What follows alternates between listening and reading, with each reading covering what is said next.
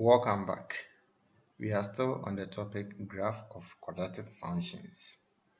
In the previous video, we learned how to use the graph of a quadratic function to find the turning point of the function.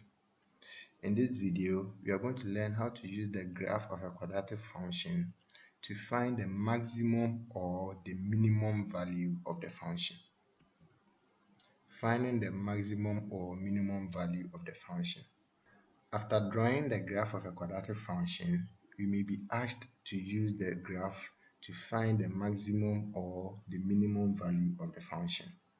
The maximum value, which is also known as the greatest value, or the minimum value, which is also known as the least value of the function, is the y-coordinate of the turning point. So the maximum value is also known as the greatest value, and the minimum value is also known as the least value. The point is saying that the maximum value or the greatest value or the minimum value or the least value is the y-coordinate of the turning point. So let's say that we draw the graph of a quadratic function and we have a graph with U shape like this.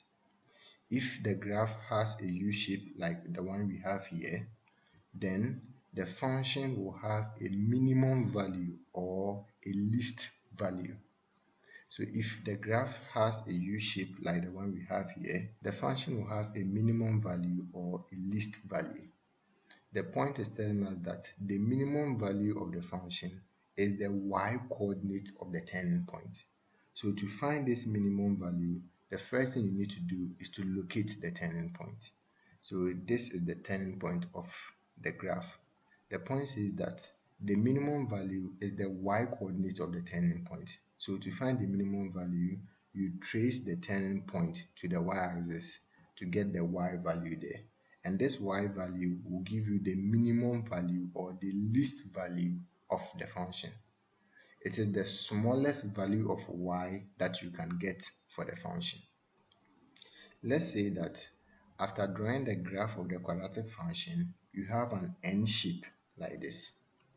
If the graph has an N shape like the one we have here, then the function will have a maximum value or greatest value. So if the graph has a U shape, the function will have a minimum value or least value. If it has an N shape, the function will have a maximum value or greatest value.